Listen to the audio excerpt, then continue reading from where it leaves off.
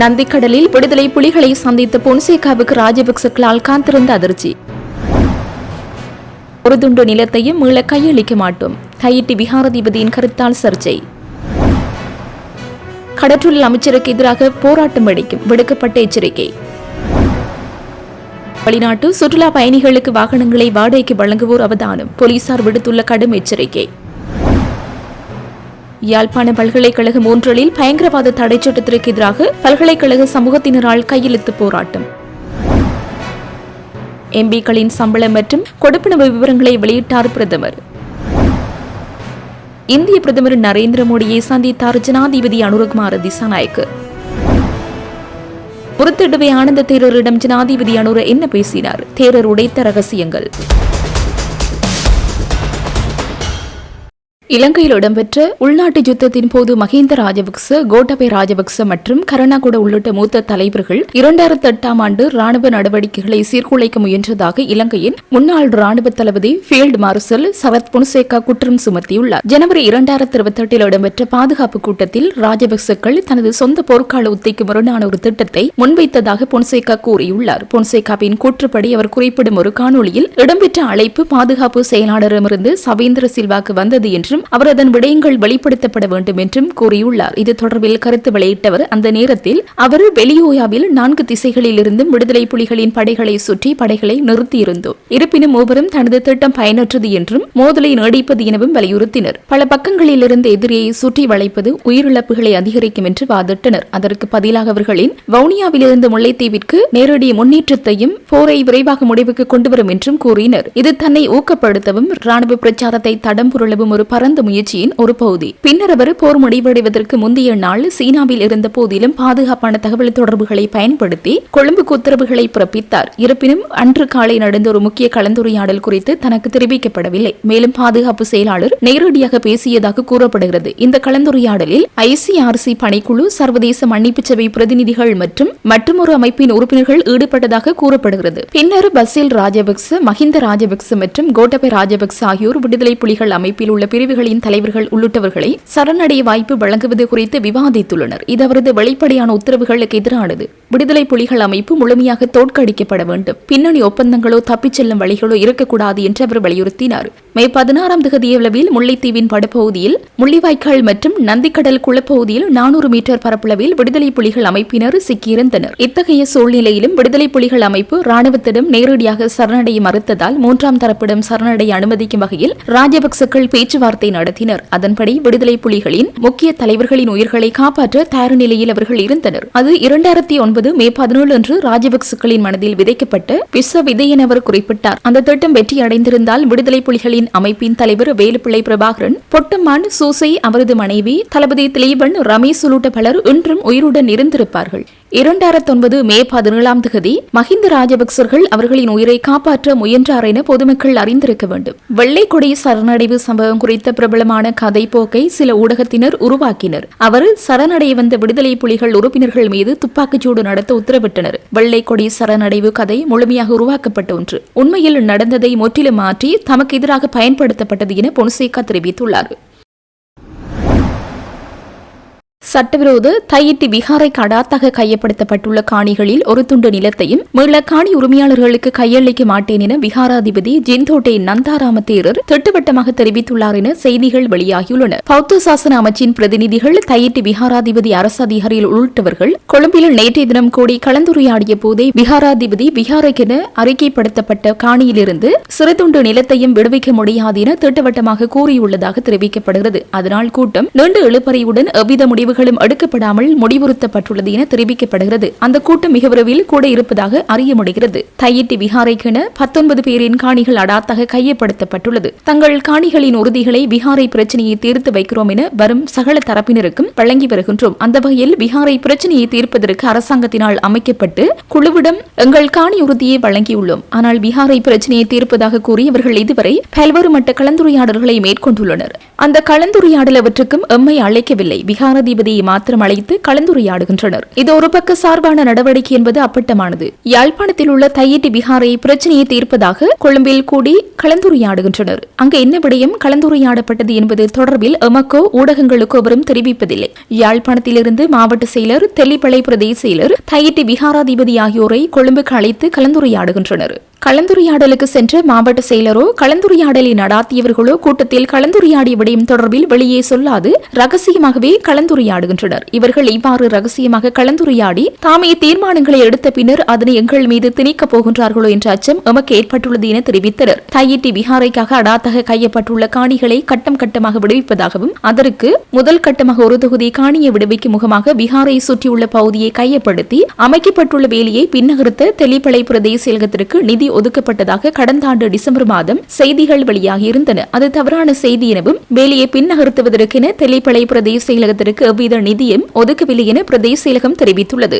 தையிட்டி பிஹாரை வேலையை பின்னகர்த்த தெல்லிப்பளை பிரதேச செயலகத்திற்கு நிதி கிடைத்துள்ளதாகவும் வேலையை பின்னகர்த்தி அமைக்கும் பணிக்கான ஒப்பந்தத்தை தனக்கு வேண்டியவருக்கு வழங்க வேண்டும் என பிரதேச சபை தவிசாளர் ஒருவர் பிரதேச செயலாளரிடம் வலியுறுத்தி வந்ததாகவும் தவிசாளர் ஒருவர் அவ்வாறான ஒப்பந்தத்தை பெறுவது ஊழல் எனவும் அதனை தாம் தடுத்து நிறுத்தியதாகவும் தேசிய மக்கள் சக்தி உறுப்பினர்கள் சிலர் சமூக ஊடகங்களில் கருத்துக்களை பகிர்ந்திருந்தமை குறிப்பிடத்தக்கது. இந்திய கடற்றொழிலாளர்கள் எமது கடற்பரப்பை பயன்படுத்த எந்த சூழ்நிலையிலும் அனுமதி அளிக்க முடியாது என கூறியுள்ள வடக்கு மாகாண கடற்றொழிலாளர் இணையத்தின் செயலாளர் முகமது ஆலம் இவ்விடயம் குறித்து கடற்றொழில் அமைச்சர் அசம்பந்தமாக இருந்தால் அவருக்கு எதிரான போராட்டம் விரைவில் முன்னெடுக்கப்படும் என்றும் எச்சரித்துள்ளார். யாழ்ப்பாணம், முல்லைத்தீவு, மன்னார் மற்றும் தீவகம் ஆகியவற்றின் கடற்றொழில் அம்சங்களின் பிரதிநிதிகள் பங்கேற்புடன் ஊடக சந்திப்பொன்றை முன்னெடுத்தவர் இவ்வாறு தெரிவித்ததுடன் மேலும் கூறுகையில், நாட்டில் பெரும் பேசுபொருளாக இருக்கின்ற கரைவளை தொழில் நடைமுறைகள் தொடர்பில் குறிப்பாக தமிழகம், காரைக்காலில் இருந்து வருகின்ற எல்லை தாண்டும் படைகள் தொடர்பில் நாம் பல்வேறு இடையூறுகளை சந்தித்து வருகின்றோம். அதன் பிரகாரம் அனைத்து மாவட்டங்களும் இணைந்து கலந்துரையாடியதன் அடிப்படையில் ஒரு முடிவுக்கு நாம் வந்துள்ளோம். இதே நேரம் ஜனாதிபதி செயலகம் முன் கரைவளை தொழிலை அனுமதிக்குமாறு கோரி சத்தியகிரகம் போராட்டம் ஒன்றை சிலர் செய்திருந்தனர். இதன்போது குறித்த தரப்பினரை சந்தித்த ஜனாதிபதி நாட்டில் உள்ள சட்டங்கள் தொடர்பில் தெளிவுபடுத்தியிருந்தார். இதன்போது சட்டத்தை மீறி அனுமதிக்கப்படாத ஒரு தொழிலை செய்ய அனுமதிப்பதால் ஏற்படும் பாதிப்புகள் தொடர்பில் அவர்களுக்கு விளக்கியிருந்தார். அதனையே தான்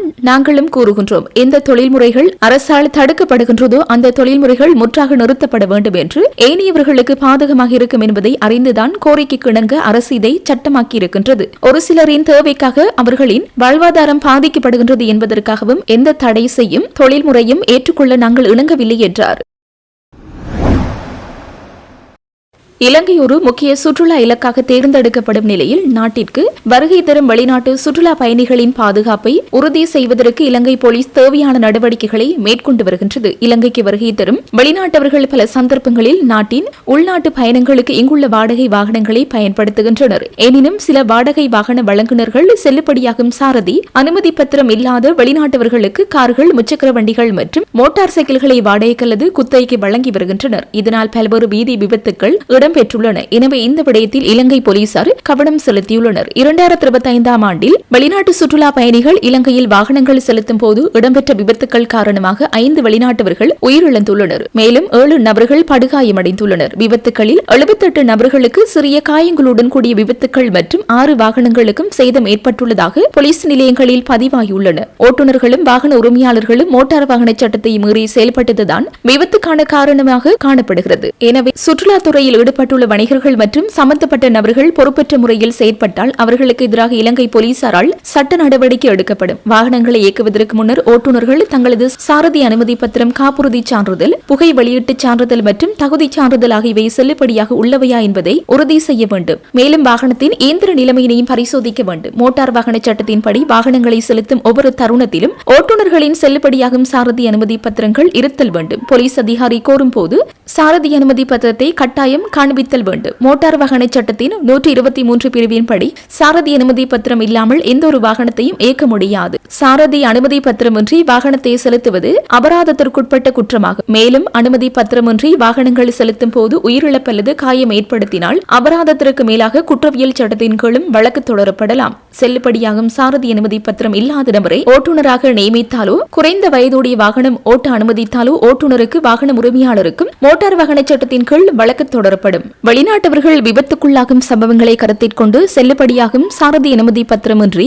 வெளிநாட்டவர்களுக்கு வாகனங்களை வழங்குவது தொடர்பாக போக்குவரத்து கண்காணிப்பு நடவடிக்கைகள் தென்மாகாணத்தை மையமாக கொண்டு ஆரம்பிக்கப்பட்டுள்ளன. வெளிநாட்டவருக்கு கார், மோட்டார் சைக்கிள் அல்லது முச்சக்கர வண்டிகள் வழங்கும் போது பின்வரும் ஆவணங்கள் குறைந்தது ஒன்றாவதவர்களிடம் கட்டாயம் இருத்தல் வேண்டும். இலங்கையில் தங்கியிருக்கும் வெளிநாட்டவருக்கு இலங்கையில் மோட்டார் வாகன திணைக்களத்தினால் வழங்கிய செல்லுபடியாகும் சாரதி அனுமதி பத்திரம், தமது சொந்த நாட்டில் வழங்கப்பட்ட சாரதி அனுமதி பத்திரத்தை இலங்கையின் மோட்டார் வாகன திணைக்களத்தால் சமர்ப்பித்து பெறப்பட்ட மொழிபெயர்ப்பு சான்றிதழ் மோட்டார் வாகன போக்குவரத்து திணைக்களத்திலும் பண்டாரநாயக்க சர்வதேச விமான நிலையத்தில் அமைந்துள்ள சிறப்பு கவுண்டரிலும் வழங்கப்படுகின்றது. இந்த 3 வகைகளில் ஏதேனும் ஒரு செல்லுபடியாகும் அனுமதி பத்திரம் இல்லாத வெளிநாட்டவர்கள் கார், மோட்டார் சைக்கிள் அல்லது முச்சக்கர வண்டியை வாடகை, குத்தகை அல்லது வேறு எந்த அடிப்படையிலும் வழங்குவது குற்றமாகும். அத்தகைய சூழலில் மோட்டார் வாகன சட்டத்தின் கீழ் இரு தரப்பினருக்கு எதிராக சட்ட நடவடிக்கை எடுக்கப்படும். சில சந்தர்ப்பங்களில் வெளிநாட்டவர்கள் தவறாக வழிநடத்தி போலியாக தயாரிக்கப்பட்ட சாரதி அனுமதி பத்திரங்களை சமர்ப்பிக்கும் நிகழ்வுகளும் கண்டறியப்பட்டுள்ளன. எனவே வாடகை வாகன வழங்குநர்கள் மற்றும் உரிமையாளர்கள் மிகுந்த அவதானத்துடன் செயல்பட வேண்டும் என்று போலீசார் தெரிவித்தனர்.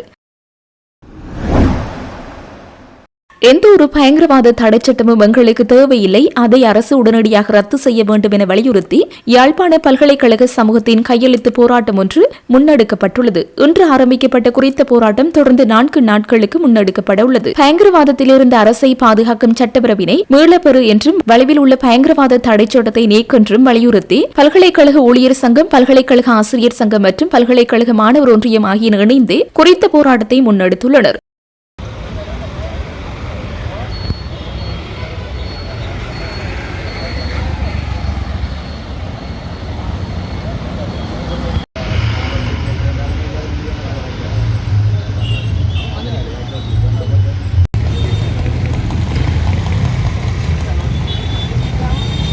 விக்னேஸ்வரன், யாழ்ப்பாண பல்கலைக்கழக ஆசிரியர் சங்க தலைவர்.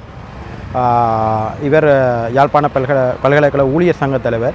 இவர் யாழ்ப்பாண பல்கலைக்கழக மாணவர் ஒன்றிய தலைவர். இவர் மாணவர்களது பிரதிநிதிகள். அப்போ நாங்கள் இந்த வடக்கு கிழக்கு மாகாணங்களில் பயங்கரவாத தடைச்சட்டத்துக்கு எதிராக அதை இல்லாமல் செய்யணுமன்றதுக்காக கையெழுத்து பெற்று அதை ஜனாதிபதிக்கும் ஏனைய சர்வதேச நிறுவனங்களுக்கும் அனுப்புவதற்கான நடவடிக்கைகள் ஏற்கனவே முன்னெடுக்கப்பட்டு கொண்டிருக்கின்றன. அதில் ஒரு பகுதியாக யாழ்ப்பாண பல்கலைக்கழக சமூகம் நாங்கள் இன்று பல்கலைக்கழக சமூகத்தினர் மத்தியிலும் ஏனைய பொதுமக்கள் மத்தியிலும் கையெழுத்தினை பெறுவதற்கான நடவடிக்கைகளை முன்னெடுத்து கொண்டிருக்கிறோம். உங்கள் அனைவருக்கும் தெரியும், இந்த பயங்கரவாத தடைச்சட்டம் என்பது அடிப்படை மனித உரிமைகளுக்கும் மனிதாபிமான நியதிகளுக்கும் முற்றிலும் எதிரானது. அப்போ இந்த பயங்கரவாத தடைச்சட்டம் கொண்டு வரப்பட்ட காலப்பகுதியிலிருந்து தமிழ் மக்கள் மற்றும் முஸ்லீம் மக்கள், சிறுபான்மை சமூகம் தான் மிக மோசமாக பாதிக்கப்பட்டிருக்குது. பெரும்பான்மை இனத்தை சேர்ந்த சிங்கள மக்கள் பாதிக்கப்பட்ட அளவு மிக குறைவு. அப்போ இப்போ பயங்கரவாதம் இல்லை, பயங்கரவாத அமைப்பு இல்லை, விடுதலை புலிகள் இல்லை என்று சொல்லி உத்தியோகபூர்வமாக அறிவிக்கின்ற இலங்கை அரசாங்கம் யாழ்ப்பாணத்தில் ஜனாதிபதி சுதந்திரமாக நடமாடி திரிகின்ற பின்னணி, பாகிஸ்தானுக்கும் இந்தியாவுக்கும் இடையில் கிரிக்கெட்டை எந்த விதமான சர்வதேசவோ உள்நாட்டு பயங்கரவாத அச்சுறுத்தல் இல்லாமல் வெற்றிகரமாக முடிக்கக்கூடிய ஒரு சூழ்நிலையும் இந்த சட்டத்துக்கான தேவை எதுவுமே இல்லை. ஆகவே இந்த சட்டத்தை இல்லாமல் செய்து ஏற்கனவே இது நாங்கள் அறிகின்றோம், இதற்கு மாற்றீடாக இன்னொரு சட்டம் கொண்டு வரப்படுதுன்னு சொல்லி அதுவும் மிக மோசமான சட்டமாகத்தான் இருக்குமென்று சொல்லி நாங்கள் அறிகின்றோம். எனவே பயங்கரவாதம் இல்லாத ஒரு சூழ்நிலை இவ்வாறான ஒரு சட்டம் தேவையில்லை. இந்த சட்டத்தை தாங்கள் நல்லாட்சியை முன்னெடுப்பதாகவும் மக்களை சமத்துவமாக நடப்பதாகவும் சட்டத்தின் ஆட்சியை முன்னெடுப்பதாகவும் சொல்கிற இந்த அனுர அரசாங்கம் இந்த சட்டத்தை முற்றுமுழுதாக இல்லாமல் செய்து ஒரு சுதந்திரமாக சிறுபான்மை சமூகங்கள் சுதந்திரமாக தங்களை கருத்துக்களை தெரிவிக்கக்கூடிய ஒரு சூழ்நிலையை ஏற்படுத்தி கொடுக்கணும். குறிப்பாக இந்த பயங்கரவாத தடைச்சட்டத்தை முழுமையாக இல்லாமல் செய்யணும்னு சொல்லி பல்கலைக்கழக சமூகமாகிய நாங்கள் ஜனாதிபதியிடமும் அதே போல் சர்வதேச நிறுவனங்களிடமும் மிக வினயமாக கேட்டுக்கொள்கிறோம். நன்றி, வணக்கம். வணக்கம். யாழ்ப்பாண பல்கலைக்கழக ஊழியர் சங்க தலைவர் யசோதன். இன்று பயங்கரவாத தடைச்சட்டத்தை நீக்க வேண்டும் என்றும் புதிய பயங்கரவாத தடைச்சட்டத்துக்கு மாற்றீடாக இயற்றப்பட்ட அரசாங்கத்தினால் இயற்றப்பட்டு அங்கீகாரம் பெறவிருக்கும் சட்டம் தேவையில்லை, அதை அகற்று என்ற ஒரு மனுவை நாங்கள் எதிர்ப்பை மக்கள் மத்தியில் கொண்டு சென்று மக்களின் சமூக அமைப்பாகிய யாழ்ப்பாண பல்கலைக்கழக சமூகம் ஒன்றிணைந்து இன்று மேற்கொண்டு ஒரு கையெழுத்து வேட்டையை மேற்கொண்டுள்ளோம். இதன் நோக்கம் என்னவென்று சொன்னால், அரசு தனது அதாவது மக்களிடம் வாக்குகளை பெறுவதற்கான அந்த ஒரு கோரிக்கையில் பயங்கரவாத தடை சட்டத்தை நீக்குவதாக குறிப்பிடப்பட்ட போதிலும் இன்று அந்த பயங்கரவாத சட்டத்தை நீக்குவதாக கூறிக்கொண்டு அதற்கு மாற்றீடாக இன்னும் ஒரு சட்டம் ஒன்றை அமுல்படுத்த முயற்சிக்கின்றது. இந்த சட்டமானது ஒரு அரசை பாதுகாக்கின்ற சட்டமாகவே அமைவதாக எமது கருத்து கணிப்பு இருக்கின்றது. காரணம் என்னவென்று சொன்னால், இனி அடிப்படை மனித உரிமைகளை மீறும் ஒரு சட்டமாகவே அது அமைந்துள்ளது. அதாவது இனி ஒரு மக்களெழுச்சி ஏற்படாத வண்ணமும் மக்களை எழுச்சியை உருவாக்காத வண்ணமும் தன்னை பாதுகாப்பதற்காக, அதாவது மக்கள் எழுச்சியால் அரசை கவிழ்த்து அரசாங்கத்தை கைப்பற்றிய இந்த அரசு தனக்கு அப்படியான ஒரு பாதிப்பு ஏற்படாத வகையில் இந்த சட்டத்தை ஒடுங்கமைத்துள்ளதை காணக்கூடியதாக இருக்கின்றது. ஒரு தொழிற்சங்கங்கள் என்ற ரீதியில் எமது சுதந்திரம், அதாவது எங்கள் ஒன்று கூடல் சுதந்திரங்கள், எமது அரசை நிர்பந்திக்கின்ற சுதந்திரங்கள் அற்று காணப்படுகின்றது. எனவே இப்படியான ஒரு சட்டம் இந்த நாட்டுக்கு தேவையில்லை என்ற வகையிலும், மேலும் இதனால் பாதிக்கப்படும் சிறுபான்மை இனம் என்ற வகையிலும், அதாவது பூர்வீக இனமாகிய நாங்கள் எமது கோரிக்கைகளை முன்வைக்க இயலாத நிலை காணப்படுவதனால் நாங்கள் இதற்கு எதிர்ப்பு தெரிவித்து இந்த கையெழுத்து வேட்டையை நாங்கள் ஆரம்பித்துள்ளோம். பாராளுமன்ற உறுப்பினர் ஒருவருக்கு தற்சமயம் வழங்கப்பட்டு வரும் சம்பளம் மற்றும் கொடுப்பனவுகள் தொடர்பான விவரங்கள் இன்று பாராளுமன்றத்தில் வெளிப்படுத்தப்பட்டன. அதன்படி ஒரு பாராளுமன்ற உறுப்பினருக்கு வழங்கப்படும் மாதாந்த கொடுப்பனவு 54,285 ரூபாய் என தெரிவிக்கப்பட்டுள்ளது. மேலும் மாதாந்த உபசரிப்பு கொடுப்பனவாக 1000 ரூபாய் வழங்கப்படுகிறது. சாரதி கொடுப்பனவாக 3500 ரூபாய் வழங்கப்படுகிறது. அதே நேரம் பொது பாதுகாப்பு மற்றும் பாராளுமன்ற விவகார அமைச்சிடமிருந்து சாரதியை பெற்றுக் கொண்டால் இந்த கொடுப்பனவு வழங்கப்பட மாட்டாது எனவும் இதன்போது தெரிவிக்கப்பட்டது. தொலைபேசி கொடுப்பனவாக 50,000 ரூபாவும், போக்குவரத்து கொடுப்பனவாக 15,000 ரூபாவாகவும், அலுவலக கொடுப்பனவாக 1,00,000 ரூபாவும் வழங்கப்படுகின்றது. அத்துடன் பாராளுமன்ற அமர்வுகளில் கலந்து கொள்வதற்காக ஒரு நாளைக்கு 2,500 ரூபாய் வழங்கப்படுகிறது. குழு கூட்டங்களில் கலந்து கொள்வதற்காக ஒரு நாளைக்கு 2,500 ரூபாய் வழங்கப்படும். பாராளுமன்ற அமர்வுகள் இல்லாத நாட்களில் நடைபெறும் குழு கூட்டங்களுக்கு இந்த தொகை வழங்கப்படும் எனவும் தெரிவிக்கப்படுகின்றது. ஒவ்வொரு பாராளுமன்ற உறுப்பினரும் பிரதிநிதித்துவப்படுத்தும் மாவட்டத்திலிருந்து பாராளுமன்றத்திற்கு இடைப்பட்ட தூரத்தின் அடிப்படையில் எரிபொருள் கொடுப்பனவு தீர்மானிக்கப்படுகின்றது. தேசிய பட்டியல் உறுப்பினர்களுக்கு 419.76 லிட்டர் டீசல் என்ற அடிப்படையிலும் ஒவ்வொரு மாதமும் 1ஆம் தேதி நிலவும் சந்தை விலைக்கு ஏற்பவும் இந்த கொடுப்பனவு வழங்கப்படுவதாக பிரதமர் ஹரிணி அமரசூரிய தெரிவித்தார். ஜனாதிபதி அனுரகுமார திசநாயக்க புதுடில்லியில் உள்ள பாரத் மண்டபத்தில் இந்திய பிரதமர் நரேந்திர மோடியை சந்தித்தார். செயற்கை நுண்ணறிவின் தாக்கங்கள் தொடர்பான மாநாட்டில் பங்கேற்பதற்காக ஜனாதிபதி இந்தியா சென்றுள்ள நிலையிலேயே ஜனாதிபதி அனுரகுமார திசநாயக்கவுக்கும் இந்திய பிரதமருக்கும் இடையில் இச்சந்திப்பு நிகழ்ந்துள்ளது. இந்த மாநாட்டில் ஜனாதிபதி இன்றைய தினம் உரையாற்ற உள்ளார். இந்திய பிரதமர் நரேந்திர மோடியின் அழைப்பிற்கிணங்க இந்த மாநாட்டில் கலந்து கொள்வதற்காக ஜனாதிபதி கடந்த 17ஆம் தேதி நாட்டிலிருந்து புறப்பட்டுச் சென்றார். செயற்கை நுண்ணறிவு தொழில்நுட்பம் மனிதகுலத்தின் நன்மைக்காக பொறுப்புடன் பயன்படுத்தும் நோக்கில் அரசு தலைவர்கள் மற்றும் உலகின் தொழில்நுட்பத்துறையின் பிரதானிகள் பங்கேற்புடன் புதுடில்லியில் இந்த உச்சி மாநாடு நடைபெறுகிறது. 5 நாட்கள் நடைபெறும் இம்மாநாட்டில் 20 நாடுகளின் அரசு தலைவர்கள் மற்றும் 45க்கும் மேற்பட்ட நாடுகளின் பிரதிநிதிகள் கலந்து கொண்டுள்ளதாக குறிப்பிடப்பட்டுள்ளது. ஜனாதிபதி அனுரகுமார திசநாயக்க தனக்கு தொலைபேசியில் கதைத்ததாக முருத்தட்டுவ ஆனந்த தேரர் தெரிவித்துள்ளார். நாளை நடைபெறவுள்ள மகாசங்க மாநாடு தொடர்பில் நடைபெற்ற செய்தியாளர் மாநாட்டில் உரையாற்றும் போதே இவர் இதனை குறிப்பிட்டுள்ளார். ஜனாதிபதி என்னை தொடர்பு கொண்டு முதுருவனே என்னையும் திட்டுகின்றார்கள் என்றார். அதற்கு நான் உங்களை திட்டினால் எனக்கு பிரச்சனை இல்லை என்று கூறினேன். இந்த கூட்டத்திற்கு வருமாறு அவரை நான் அழைத்தேன். மேலும் ஜனாதிபதியிடம் உங்கள் அருகில் இருக்கும் சில கபடர்களிடம் எச்சரிக்கையாக இருங்கள். அவர்கள் உங்களை தவறான பாதைக்கு இட்டுச் செல்லக்கூடும். இந்த அரசை முன்னெடுத்துச் செல்ல விருப்பம் இருந்தால் உங்களை சுற்றியுள்ள வதந்தி பரப்பும் கபடர்களை ஒதுக்கி வையுங்கள் என்று நான் தெரிவித்தேன். தொடர்ந்து பேசிய அவர், மகாசங்க மாநாடு அரசியல் நோக்கத்திற்காக நடாத்தப்படுவதல்ல. இந்த மாநாட்டின் முக்கிய நோக்கம் நாடு, இன, மதம் ஆகியவற்றை பாதுகாப்பதற்காகவாகும். நாமல் அல்லது சஜித் ஆகியோருக்கு ஆட்சி அதிகாரம் வழங்கவுள்ளது. சஜித் அணியை உருவாக்கி நாட்டை கலவரப்படுத்த எந்த முயற்சியும் மேற்கொள்ளப்படவில்லை. இதுகுறித்து சமூக வலைதளங்களில் தவறான பிரச்சாரம் நடைபெறுகிறது. இந்த நாட்டில் பிக்குகளின் பாரம்பரியம், எமது பண்பாட்டை அரசு பாதுகாக்கும். அதுவே எங்களின் எதிர்பார்ப்பும் என்றும் குறிப்பிட்டுள்ளார்.